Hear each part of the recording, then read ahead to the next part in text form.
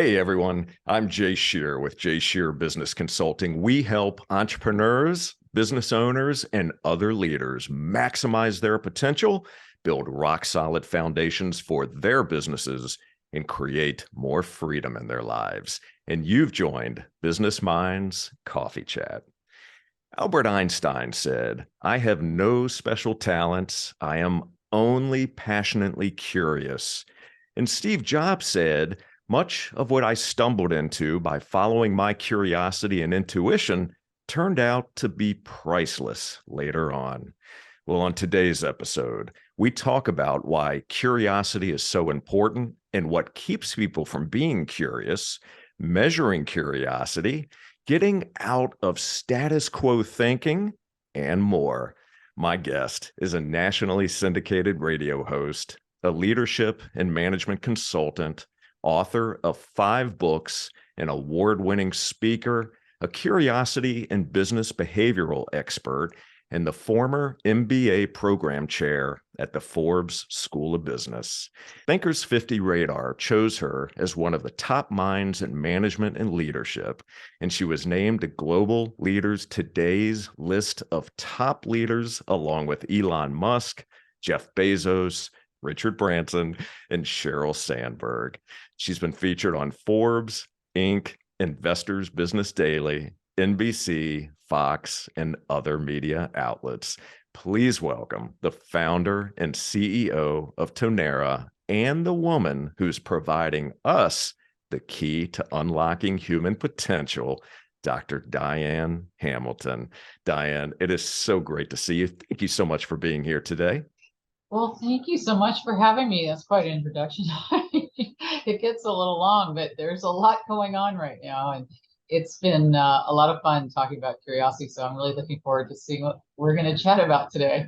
Absolutely. Well, as am I. And, as we were talking about before we were rolling the cameras here, just researching you and digging into your content has been a very enlightening experience for me. So I'm very excited about introducing you to our audience and digging into the world of curiosity and the other things that are of interest to you today. So let's dive right in. First, I thought a good starting point would be if for you to share with our audience what your favorite personality trait is about yourself. Well, I have to say curiosity, of course, but it's really what led to everything that I've done. I was one of those kids that just asked why, and a lot of kids do that, but then a lot of kids grow out of it, and I didn't seem to grow out of it as much as other people with whom I've interacted. So I found it to be really helpful to me because I didn't give up. But some people might say I'm tenacious too, because once I decide I want to do something, I can't quit. I can't let that. I mean, I don't have to do it perfect. Done is better than perfect, but I have to finish. So kind of the 2 top ones, I have to say. Excellent. Well, that definitely explains a lot about the career path that you've taken and all the different things that you've been able to accomplish and that you continue to do today. So that tenacity and that curiosity, 2 great traits. So I want to pull on the thread of curiosity at a young age. And I want to speak to that because I recall a story that Sarah Blakely, the founder of Spanx, told at one point where she mentioned that around the dinner table, her father used to invite her and her brother to share their failures at the dinner table. So what did you fail at this week? Right. And he would celebrate their efforts. And I understand that around your dinner table, you and your sisters, when you were growing up, had to play school. So there were a lot of questions that were being asked around the table. So speak to that experience if you can. Take us back a bit to that time frame. How was that instrumental or not in laying the seeds of curiosity for you? Well, you obviously did your research. I appreciate that. That was a really interesting part of my childhood. My father liked to be very playful, and everything was a game, which made it fun. But it also led us to be very competitive. That might be another word to add to your beginning list, because in my family, everything was a competition. And at night, it was my brother and sister. I had a brother and sister. We would play school at the table, but I was the youngest by 8.5 years younger than my brother. So my dad would have to make these games, the questions appropriate, age appropriate, because I couldn't really compete with them being so much older. But it was really fun. He would make, if you missed a question, you'd be a third of a hippopotamus or something. And then by the time you missed three, you had to go through a tickle machine or something. I don't know. There was some bad thing you would have as a punishment if you didn't win, but it was still funny. And so it wasn't bad if you lost. So like Sarah Blakely, it wasn't a negative, even though it could sound negative kind of thing. But it was really good because it made you think. Not all the questions were softball questions. It would be something to stretch you outside your comfort zone and yet make you feel good when you got a few of them correct as well. And he did it pretty well. He had become an English teacher was his education, is what he got his degree in. But he really never was a teacher, but that was what his education was in. So he had this passion for teaching us more grammar than anything else. So I still hear me on the radio doing all kinds of grammatically incorrect things. And it drives me crazy because I can hear my dad, and I'm like, I write that correctly. I guess I don't say it correctly. But it's funny to hear a few of the things that we say, and it goes back to our childhood of what we've learned. And environmental come up a lot in my discussion with you about curiosity, but it's just interesting to see how that playful quality is something that brings out so much desire to learn. And maybe that's why I've taught at so many different universities, because I liked playing school. Here I am playing school again. I don't know, but it was a pretty it was a lot of fun. I look back at that, and it was a very fond memory. I love that story. And I also had read that your father was legally blind. And how did that impact his own level of curiosity and exploring and wanting to understand things about the world that those who are able to see may have a different experience with? It was really different having a father who's blind, because I was the only one who had that, and I learned a lot from him. I think his whole family was super competitive. It kind of reminded me, if you ever watched the movie, the wedding one, the Wedding Crashers, and they're in the backyard and they're playing football and they're trying to kill each other. That's kind of how our family was. We had a backyard that was kind of like that on a lake in the summer that we would all play. But my dad was not completely blind, almost. He had 2% vision, so basically he was blind. And so he couldn't do any of the normal things that his brothers could do. And so he got on rowing teams when he was in college, and he was super passionate about sports, because his family owned a big arena for sports in St. Louis, the St. Louis Arena, I think it was called. And his family was all into this competition sports. Everything was so important. But he actually did quite a bit. I used to take him horseback riding, and he would do some stuff that I think, what used to scare me is, I think about it now, my mom would have him, she'd be doing stuff. So I'd be on his shoulders as he's walking, and then he would be the one watching me. Sometimes he'd row me out in a rowboat, and we'd be out on the lake, and I'm thinking, I hope he knows how to get back, because I'd be this little kid and he always knew his way. He was very interested in knowing where everything was and figuring things out. And he had a super strong sense of direction. And I think, when you lose one sense, sometimes you gain other senses. And so I never really thought about it, but he didn't let it hold him back. He was very interested in a lot of things, but he kind of had tunnel vision more than I do. I think he tended to focus mostly on sports and grammar and English and those kinds of things. And I see that when I tend to get like that, that's when I try to go outside my comfort zone, because I'll go, I really need to know more about politics, or I really need to know more about history or something that I'm not naturally inclined to do. So sometimes we learn what we want to change or what we want to improve looking at our family and our friends and our experiences. And so, but he really was very interested in what he was interested in. I mean, he had 15 things going at one time. I mean, he was the epitome of a multitasker, and I got that. And I know you're not supposed to do that, but hey, I would never. It works for me. Well, we're all different, right? We can Right, each bring right. our own strengths to the table. Well, that's amazing. So what was some of the most valuable lessons that you learned from your mother around curiosity and following those things that are of interest to you? My mom got me interested in more business and artistic things, which I don't know if she meant to do that. I always sewed my Barbie doll clothes and things because she showed me how to do certain things that way. And so it got me interested in creating things. And maybe that's the creative side that made me want to create curiosity instruments later. And I'm not sure.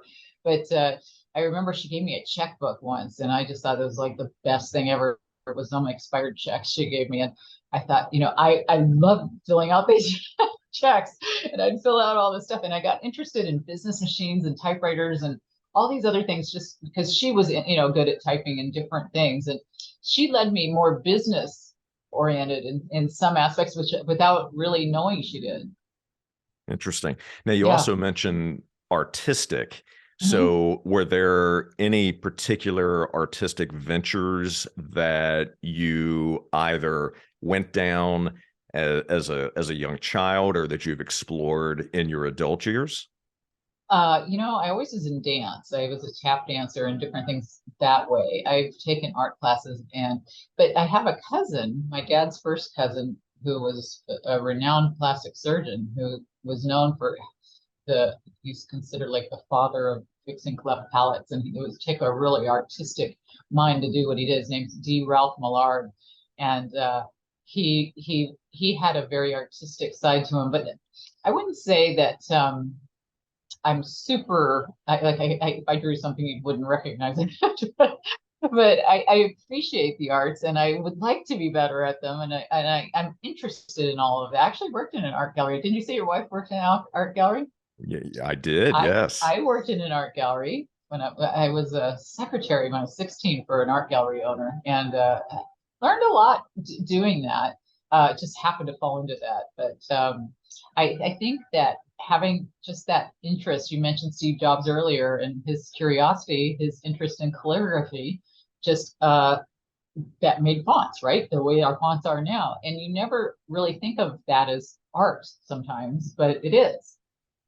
So true. And I asked that question because, as I was researching you and I think back over my own life up to this point, there definitely have been things that I've been curious about that I've wanted to explore. And I also know that the more I began to explore music and the arts, and not just business, but areas outside of that, that it really helped me ask better questions. It gave me a different perspective on things that I'm not quite sure I would have had otherwise. So I was curious from your perspective as you look at other interests, and you mentioned about doing things outside of your comfort zone. So Yeah. when you look at doing things that help you grow, when you look at things that push you to grow beyond the areas that you work on every day, does that help us from the lens of curiosity? I think so. One of my favorite books is Range, and in that book, uh, he looked at how if you learn a lot about if you just focus on one thing, it's not as good as like your ballerina, but you also add this aspect and this aspect and outside of the ballet arena into what you've learned, you're going to be better at your main focus. Or if you want to be a tennis player, sometimes taking art lessons or what, just mixing it up. It was really an interest. I haven't read that book in a while, but I highly recommend it. But I think that you need this other focus sometimes. You were talking about pushing yourself or going outside your normal thing. And for me, if I'm not making myself uncomfortable, I'm uncomfortable. I want to be out of my element a little bit once in a while because I get bored really easily.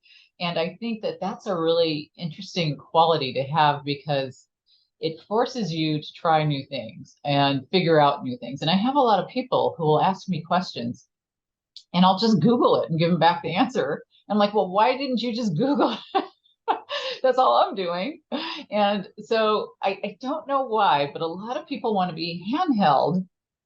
They want you to give them the fish instead of teach them to fish. They want to have it be where they don't have to think, or they don't want to break the computer by hitting the wrong key, or they don't want to, whatever it is, they're just afraid of making a mistake. And I think that the mistakes, as Sarah probably knows, from your earlier story, are some of the things that teach us the best lessons.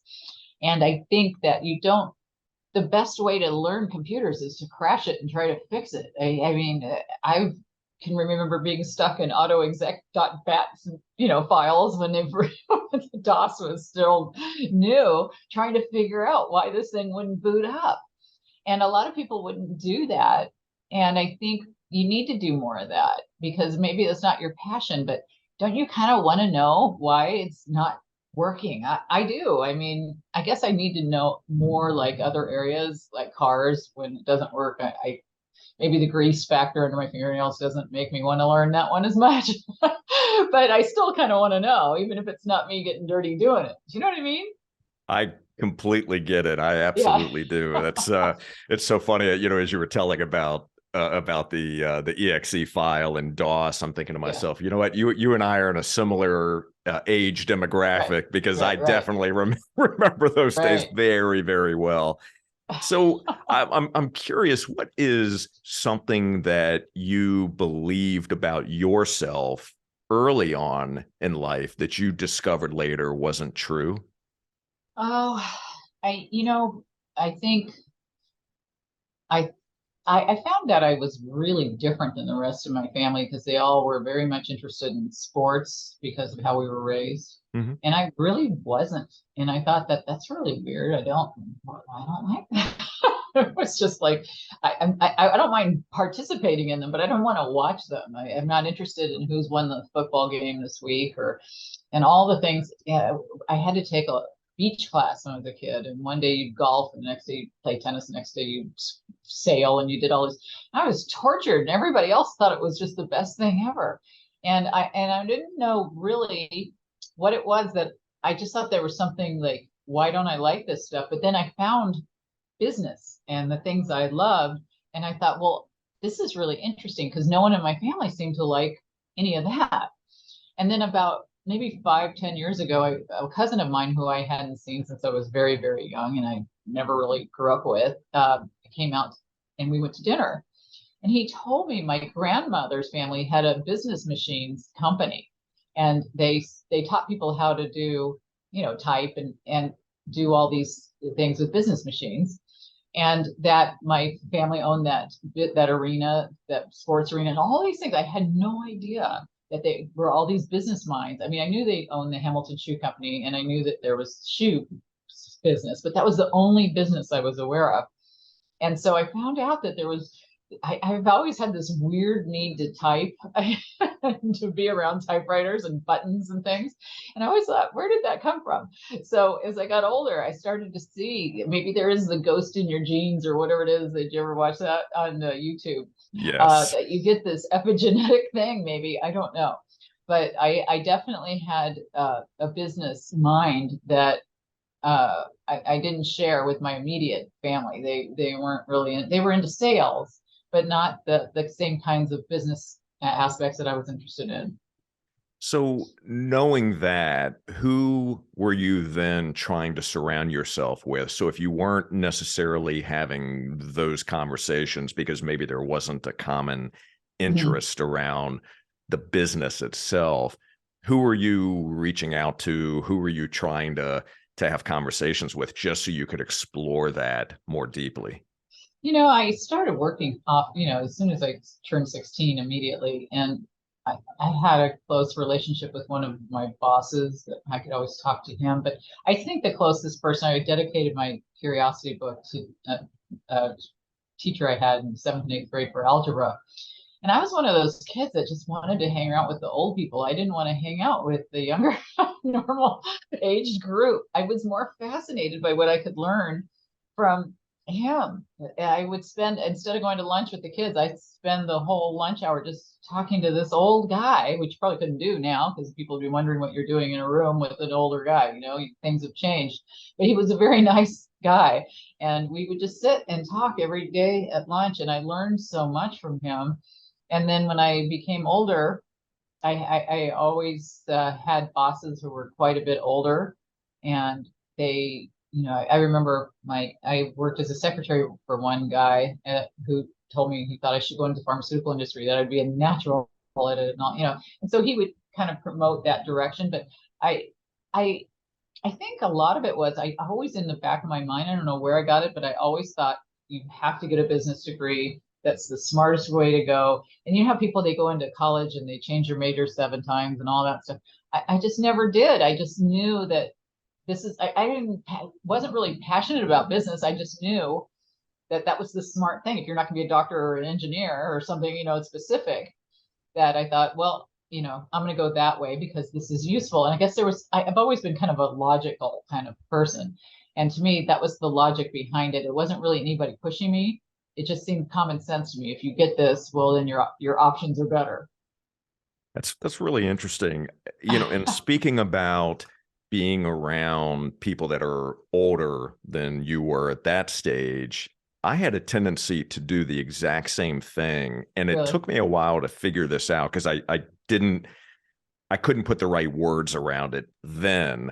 But what Mhm. it really was wanting to be with people who had greater life experience, Yeah. those who had been there, who'd done that, who had fallen down and gotten back up, people Yeah. who could share insights with me that I just wasn't getting in other ways. Now I can tell you that I still enjoy that, but the switch has been flipped. Now I enjoy spending more time with younger Right. people because they're full of zest in life and they're experiencing things for the first time and they're curious as can be. They're asking great questions. They want to dominate in whatever it is they're doing in life, and just that passion, that energy, that excitement, it lights me up. So that Yeah. helps keep me young too. No, I definitely hear you. And I think it is. You don't want to be the smartest person in the room. You want to surround yourself with people who know more.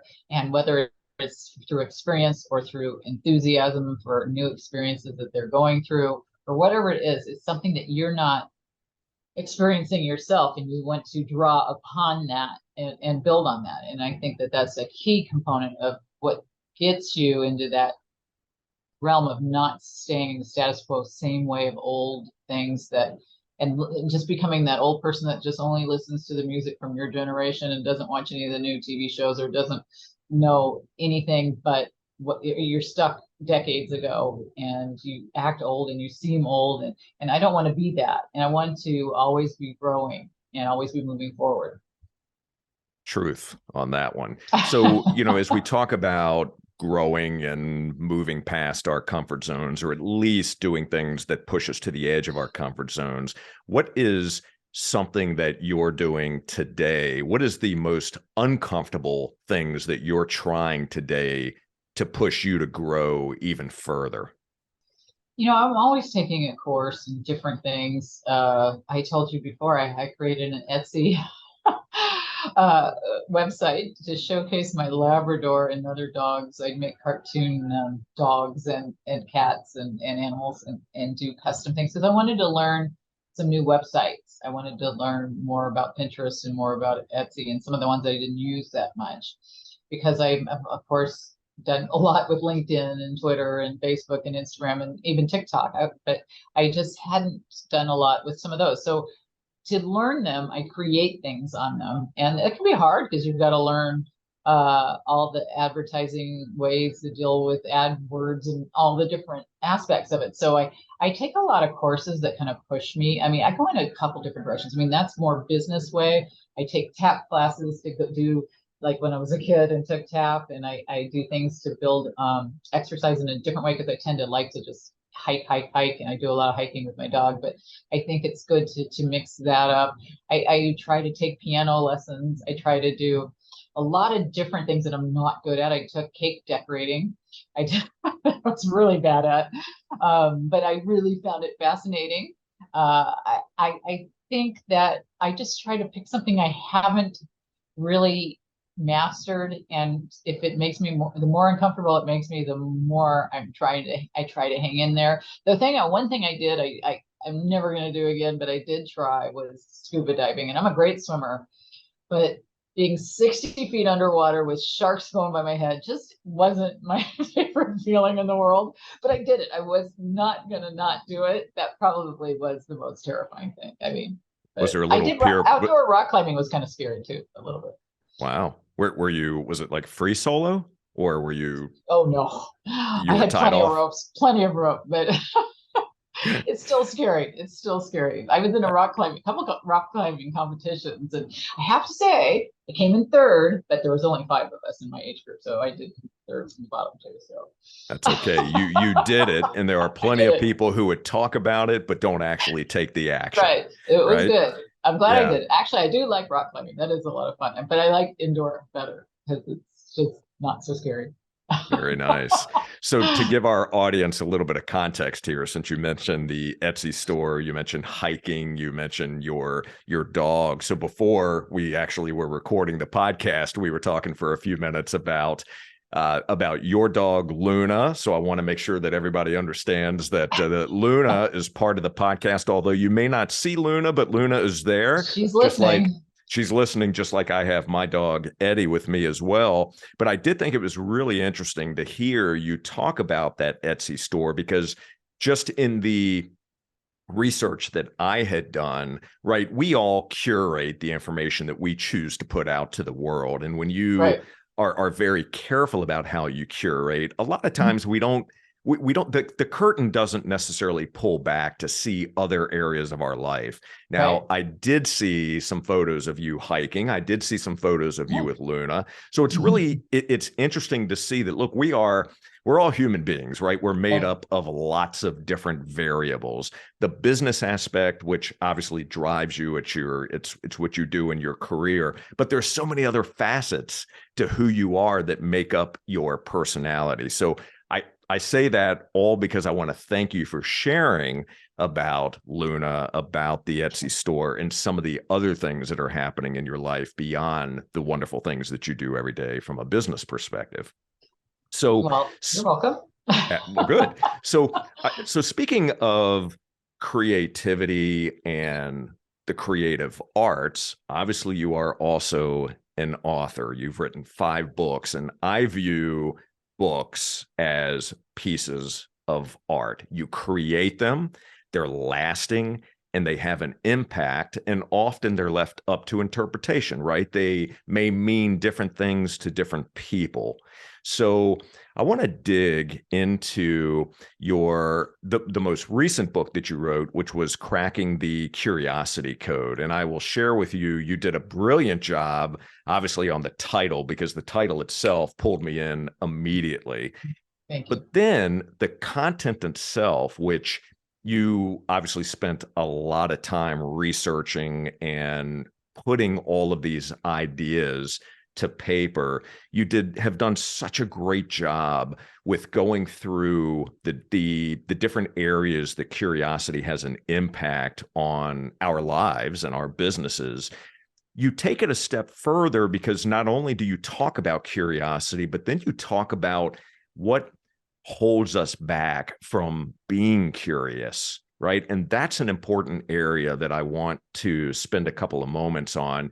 And then even further than that, you share with us what we can do next, right? What are the next steps that we can take? So we're going to talk about the assessment here, but first, let's simplify it for a moment. Why is curiosity so important? Well, I think you need to define what I mean by it sometimes first, because in the business setting, it's a whole realm that you have to focus on. Because what I mean by curiosity is more getting out of status quo behaviors. It's not just asking questions. It's not just trying something new. It's a combination of things that get us from the way things were always so great in the past, and then we're going to hang on to that forever feeling that, and we have to do that forever because it worked that way, because it doesn't always work that way. Ask Kodak, ask Blockbuster, ask any of these companies who tried to hold on to the old ways of doing things. So it's something that I focus on because people naturally are born with curiosity. We have this, just like animals. Birds will fly around a bush and it runs out of berries. But it's not curious, it's going to run out of berries and not go to the next bush and it's going to die, right? And so we have this, we need this sense of exploration. But as we age around 5, 6 years old, we start to tank. Our curiosity starts to plummet. And as I started to write the book that you so kindly mentioned, Jay, it was very interesting to me because I really just started off writing a book about curiosity. I thought, well, all these people are on my show. They're so successful because they're curious. I want to write about curiosity. I've always been curious and I want to share that joy of curiosity. But then because I wrote my doctoral dissertation on emotional intelligence, I had taken a lot of training in emotional intelligence testing and Myers-Briggs testing and all these personality testing, assessments and all that. And I thought, well, where's the assessment that tells you what inhibits your curiosity? Because if you don't know what's stopping you, how do you get any better? And I was really surprised that there wasn't anything like that out there. There was Kashtan's instrument that told you if you were high or low level, but if you were low, well, then what are you supposed to do? It didn't really tell you, it just gave you a level. And it's great because you want your level, and I think it's an important assessment. But I also wanted to see, how can I fix this?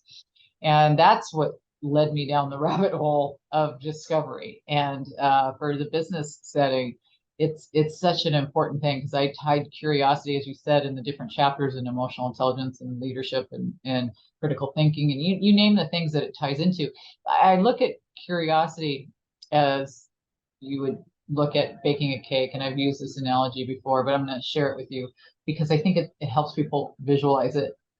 If you were going to bake a cake, you have all these ingredients, right? Your end product you want to have is cake.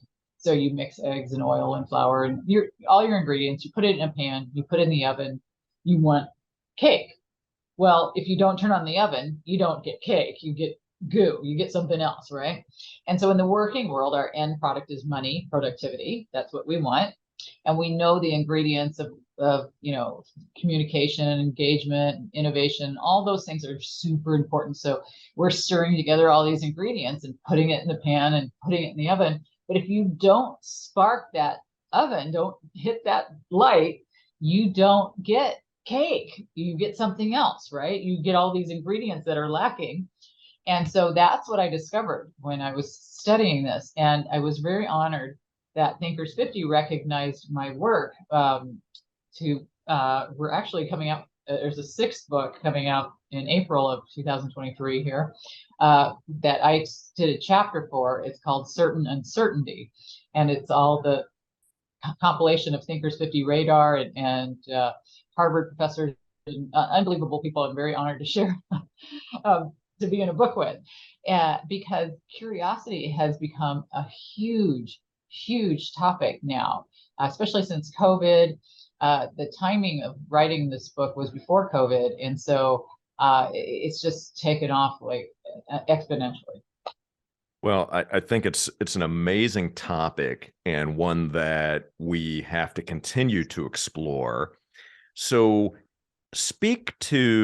our audience is made up of your entrepreneurial community, your business owners, other leaders, and then those who just want to, they're interested in personal growth. They're looking to just get better, become a better human being. So if you were speaking to a business leader today, who has a team and they're trying to understand how they can embody more curiosity as part of the culture of their organization, what are some steps that they could take? What are some tactical things that they could do that would help them out immediately? Well, I train a lot of organizations, and when I go to them, I have them take the Curiosity Code Index, which is goes along with the Curiosity Code book, right? So the index is kind of like a DISC or emotional intelligence test or that type of thing, where you take it in 10 minutes and you get your 26 pages, and it's a peer-reviewed, scholarly, serious, valid instrument that I created. And when we do this, they are able to look at their the four things, the four factors I found that inhibit curiosity. And so the people who are listening here today, if I'm going to tell you what those four factors are, you don't have to take the assessment. If you ever take the assessment, you get much more detailed content. But for the sake of this show, there are four factors that inhibit curiosity, and they're fear, assumptions, which is the voice in your head telling you, something's not going to be interesting, it's too hard, that type of thing. Technology, which is over and underutilization of it, which kind of was interesting to me. I wasn't expecting that. And environment, which is your family, friends, teachers, everybody you've ever known, who you're working with now or later, or all that. So what's interesting is if you want to get better and improve your levels of curiosity, you have to recognize what stops you, what's inhibiting it. And answering these questions, it's so fun to see everybody's eyes. They just kind of go, oh, yeah, because some of it goes back to when you were a kid. Did your teacher, respond to your questions, or did they have to teach the test kind of things, or it kind of gets back into some of the things you hadn't thought about, or maybe a boss saying things to you, or somebody you trying to just get along and go along with your friends kind of thinking. And a lot of times we've taken a course in the past, we had a teacher who was boring, or we had something that just turned us off to a topic, and this voice in our head will tell us, I'm not going to want to do that. And we just don't even recognize it. So sometimes just writing down the kinds of things that you're telling yourself, because a lot of these things all lead back to fear. And that fear of looking stupid is huge for people. And if you're a leader listening to this, I've had Francesca Gino from Harvard on my show, who did that big piece for HBR on the case for curiosity. And what they found is leaders think that they encourage curiosity much more than their followers really think they do. And the problem is we don't emulate sometimes what we want to see. And when you want to build a culture at the top, you have to build it at the top, or for it to filter down. It's very difficult to do it from the bottom up. So as leaders, we have to ask the questions we normally would think make us look vulnerable or stupid, or whatever you want to say for how it makes you feel. But you have to do that and say, hey, I want you all to ask me the questions you feel uncomfortable asking. So I'm going to ask a question I normally wouldn't ask. And you just constantly bring up this is our culture, we're going to do this. And I've spoken for Verizon, where they did videos. They took little snippets of me, and then they take a snippet of the employee who was successful because of their curiosity. So I'd explain the value of curiosity. She'd share how she was successful. They'd take these and put them into onboarding and training and different things. I've spoken at Curiosity Month for Novartis. I've been a speaker for a lot of things, different things that they've done. Novartis has 100 hours a year that they give to employees of free training and different things that they do to encourage curiosity. They have little mini TED Talks that instead of hiring people like us to come in, they have their employees share something, and be it to like little mini TEDx speakers for the company. But no better way to learn something than to teach it. I've learned that for sure. So that's a great way to build curiosity. One thing I used to do, and I think it really helped me a lot, was if I would read the Wall Street Journal or whatever every morning, and there'd be some new, chatbot thing or whatever it is now that they're talking about, but there would be whatever it was then, QR codes or whatever at the time. And I would go, I don't know what that is. So I'd write a blog about it. And, you teach yourself what this thing is. And anytime you read something, a lot of people do that with words. They don't know a word. They have dictionary.com on their phone or whatever it is. But if you write down things that you go, I thought I knew that, but I'm not really sure. And you look it up and you explore it. A lot of people just go, yeah, they kind of know it's vaguely, and then they don't go on. I think that learning is got to be constant. I mean, my husband and I we play Jeopardy every day on the Echo in the morning, just because we're so bad at geography and old literature. We're terrible, those two. And so, it helps us get better. And I think that just forcing yourself to get a little out of your comfort zone, if it's the technology aspect, maybe you're under or overutilizing it. If you could be Einstein, as you mentioned earlier, Jay Einstein, right? He was the greatest mind ever. But if we didn't teach him math and we just handed him a calculator, he might be the greatest calculator worker ever. But you want to have the foundation behind, but you got to get into your autoexec or whatever it is file. I can't even remember what it is, but you have to get into that corrupted file or whatever at the beginning. I mean, I'm not saying you have to computer program, but I think a lot of people missed the initial steps to how things worked, and they didn't want to raise their hand and say, can you say that again? I missed that. But you have to do that. You have to get that foundation. And then you have to be willing to just not rely on it completely. And, have days where we put the computer away and figure it out manually, and have days where we take the computer and we go, well, what else can we make it do? And so that's when you really get that growth. And so I think writing down your things that you fear, the things that you're telling yourself, the things ways you over and underutilize technology, and the people in your lives who have maybe inadvertently held you back through saying, oh, our family only does this, or, you don't want to do that, that's silly, or whatever it is that has made you not want to go in a certain direction. And do a kind of a personal SWOT analysis and write down your weaknesses and threats. And if you write those down and come up with SMART goals for overcoming them, it's very similar to what you would do for like an engagement survey at work. When you find out that people have low engagement, well, you set goals and you put them on your calendar and you follow up and you make sure that you're doing some of these things. And what have you done this week to improve your curiosity, to get out of status quo?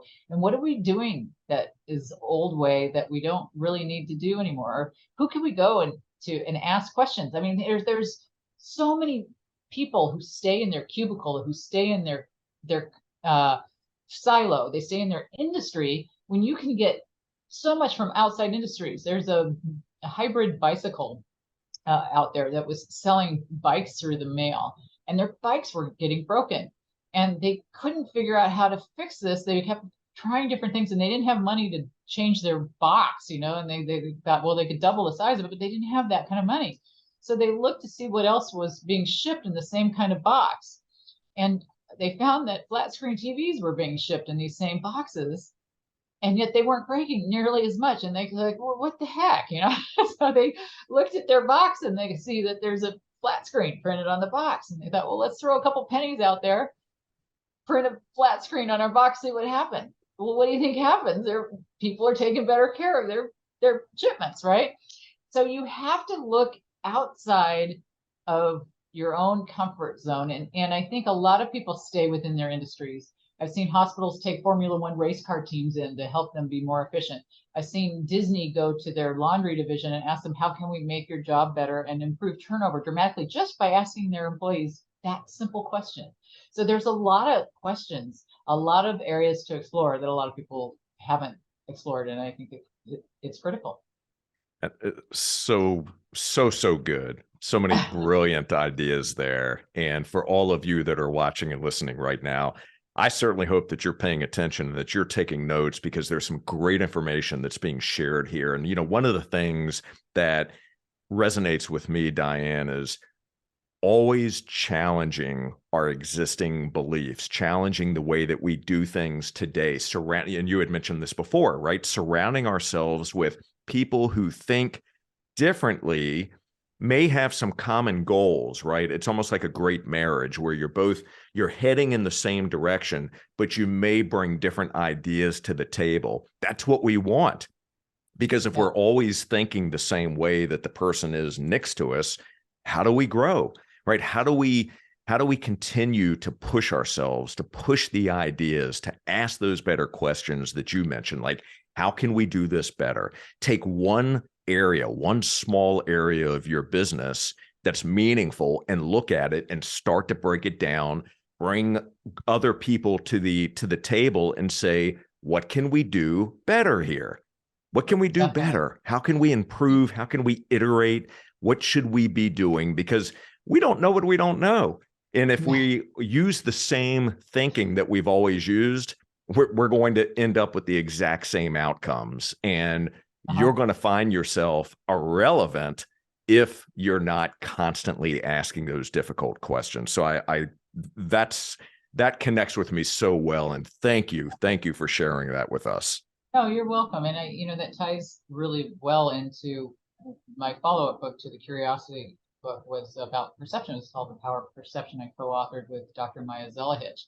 And when you talk about surrounding yourself with just people who are like-minded, it makes it very difficult. We get confirmation bias, we get all these things, and we have a world where we have so much conflict that I think looking into that of how much you narrow your focus is very dangerous, because perception is really important in the business setting as well, because you have to understand people from their vantage point.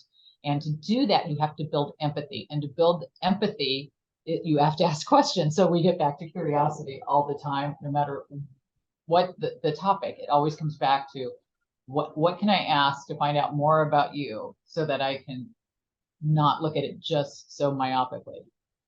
Absolutely. So speaking of asking questions, what are 1 to 2 big questions that you're asking yourself today? Well, I think I'm always wanting to know what's next. What can I do that will make a difference in the work I'm doing at the moment? I don't like to just live in the moment. I tend to like to think a couple steps ahead. And I think a lot of people don't have enough goals for down the road, and life gets kind of boring. It doesn't mean you have to go that direction, but I think having a plan that it would be nice to learn this, or it would be nice to do that, or I would like to get to this step eventually. A lot of times you stumble into your future without even recognizing you're doing it. And, you buy a Labrador and then you go, hey, I need to travel Arizona. I wasn't planning on that. But whatever it is, there's sometimes you don't go exactly as planned, right? But it's kind of important that you, in the back of your mind, you're always asking yourself, what can I do to grow next? What can I do so I'm not stuck? What's going to make me more interesting? What's going to make my life better? And what's going to make it better for other people around me? If I learn this, what can I share with somebody else? Where can I serve? What kind of boards can I be on? What kind of things can I do? I mean, there's just so many things that people don't think about. They just think about 1 or 2 things. And I think you have to have an antenna that picks up. You got to put your antenna a little higher on your head instead of just such this small range. Kind of think a broader range, and you think like that when you're around people who think like that. And again, we're So back to true. being around people who think like that really help. And so mentorship is huge, and that's why I do my interviews on Global Mentor Network, which I serve on the board there, which because Keith Prock, of DocuSign fame, created this Global Mentor Network, and he's helping to mentor people at scale. And I think that mentorship is critical, and I think we need to find really good mentors.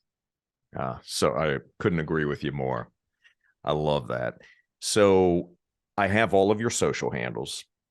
I have the links to your website, the link to the assessment, the link to purchase your books. I would encourage all of you to get into Dr. Diane Hamilton's world, start to consume her content, purchase a copy of the most recent book.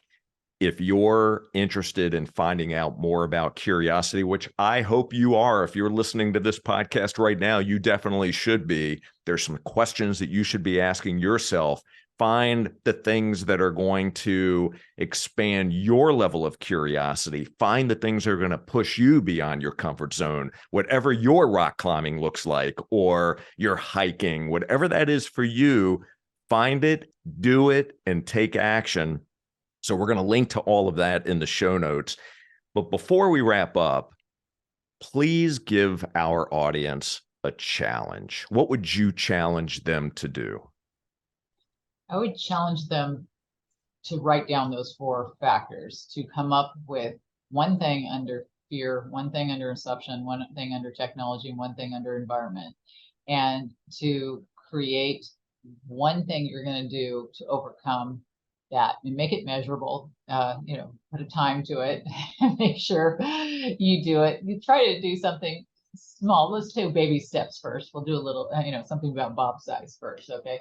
And so we'll do baby steps and try to do something within a week that was something you had never thought of trying, to get you out of whatever it is that's making you tell yourself that you can't do whatever it is that you can't do, or what you're afraid of asking a question, ask it.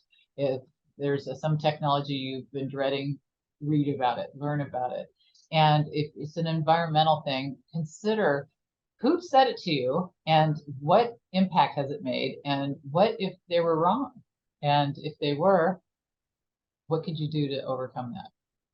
Love that. Such a great challenge.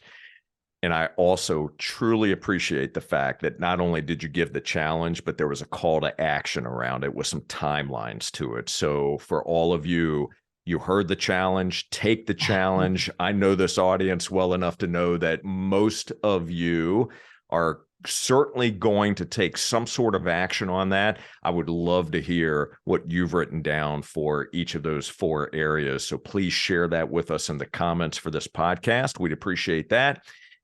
And Diane, here is my final question to you. So what is one of the greatest gifts that life has given you that you didn't realize at the time? Well, of course, my children, but I realized that at the time. I think for me, the ability to multitask, it's been really good for me. Even though they say it's so bad, I kind of have to disagree for my sake, because I find that I think that a lot of people just stay in one path, and they maybe they go to the washing machine and come back. They go to the dryer, they come back. If you pick up 8 things along the way when you come back, that gives you more time for other things. And I think it's efficiency is what I'm trying to say. I think we need to be much more efficient. And I don't think a lot of people recognize that you can learn so much more and do so much more. If you're exercising, you should be learning something while you're exercising. And there's multi things you can be doing. I'm not saying drive the car and watch TV at the same time, but I'm saying, there's a lot of things that go well together. And I think that a lot of us could do more of that. Beautiful. Absolutely. I agree with you on that front. Well, Diane, I want to thank you so very much for joining us today on Business Minds Coffee Chat. I have thoroughly enjoyed this conversation. I appreciate you showing up the way that you do, being authentic, sharing of your wisdom, of your knowledge, and helping us all become more curious, explore our curiosity, and reach our full potential. So I'm grateful for you. Thank you so much. Well, thank you, Jay. This has been so great. I loved your questions. We went down some interesting paths, and I thought it was very not status quo, and I love that. Wonderful. Well, I certainly appreciate that. And for all of you, thank you so very much for watching and listening. And I've got a favor to ask. Yes, I do. Would you please take a moment to subscribe, rate, and leave us a review on Apple Podcasts? You can leave one on Google too, but definitely do one on Apple Podcasts. That helps the podcast grow and also helps us reach a much broader audience. And to enjoy more episodes, all you need to do is visit jscherbusinessconsulting.com, click on the podcast button, and until next time, keep learning, keep growing, follow your curiosity, and pick up a copy of Cracking the Curiosity Code. And we'll see you on the next Business Minds Coffee Chat. Take care, everybody.